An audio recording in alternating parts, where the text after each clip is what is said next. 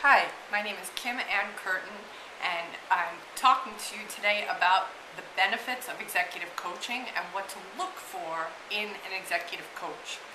My executive coaching firm is called the Wall Street Coach, and we specialize in working with those who are in the finance world or are service providers to the finance world, but we also work with industries outside. We've worked with creatives, entrepreneurs, pharmaceutical, attorneys, you name it, we've worked with them. And because we love what we do, we really welcome any client from any industry to approach and talk to us about whether we think we can help you.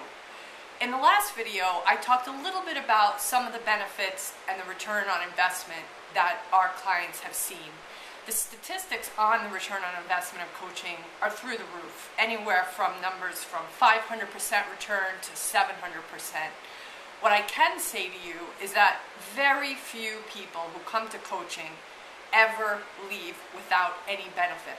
In the 9 years that I have coached, I have only had one situation where the client didn't feel it was a good fit for them and had to move on.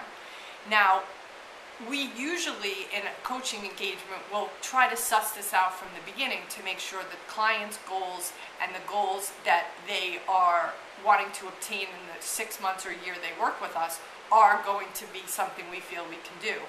But I'm happy to talk to you more about that in a conversation if you want to learn more about whether this would fit you. Today's conversation, though, I want to talk to you a little bit about who we work with. In addition to just the industries which I spoke of before, we usually work with C-suite level executives, from COOs, CEOs to managing partners to directors, but we also work with mid-level executives and those who are in career transition. From those who that don't have enough confidence to those who have maybe too much confidence and need to develop a little bit more emotional intelligence, spiritual intelligence, we call that. We have worked with people who really just are sabotaging themselves during the interview process and don't even realize they are. Sometimes there are stories and experiences from the previous career or the previous business that an entrepreneur has owned that is still in their way unconsciously and is impacting their conversations with potential investors or with potential employers. Those are things that we're able to identify as well. I liken coaching to be the opposite of a yes man, especially when you get into the C-suite level. A lot of times executives are just really told what the people who report to them think they want to hear instead of the honest truth. And what's remarkable about coaching is that it really is for someone who has the courage to hear sometimes not the best news about the way they show up in the workplace. So if there's one quality I would say you need to have if you want to consider coaching, it's a willingness to be with hard truths, a willingness for change, a willingness to do things different than you've done them before. The other thing that I want to tell you about today is how do you pick a good coach? What are the qualities you want to look for? Well, there's a number of ways to do that. I would say at a minimum, you would want a coach who has an ICF certification. ICF is the International Coaches Federation, and that's the governing body for coaches. I would say at a minimum, you probably do want a coach that has that credential.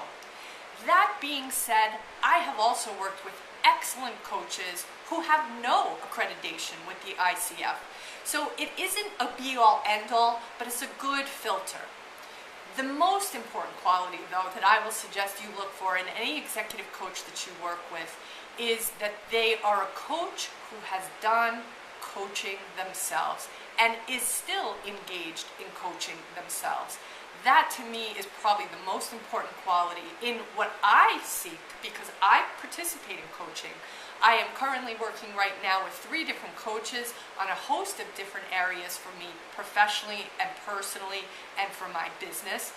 And the reason I partake in it is because I always feel, as I'm an advocate of this, that my game could be better. That the way I live my life, the way I live my business, the way I show up in the workplace, the more coaching someone has received, the more coachable someone is, especially a coach, and the more they have done work on themselves and the challenges and face the challenges within themselves. I liken it to, you don't want to take someone who's going to help you climb Mount Kilimanjaro who has never gone up that mountain before. And if a coach has done a lot of work on themselves and has worked with coaches, then you are much more likely to have a good experience with that coach than not. It comes down to chemistry, like a dance partner. You have to be in sync.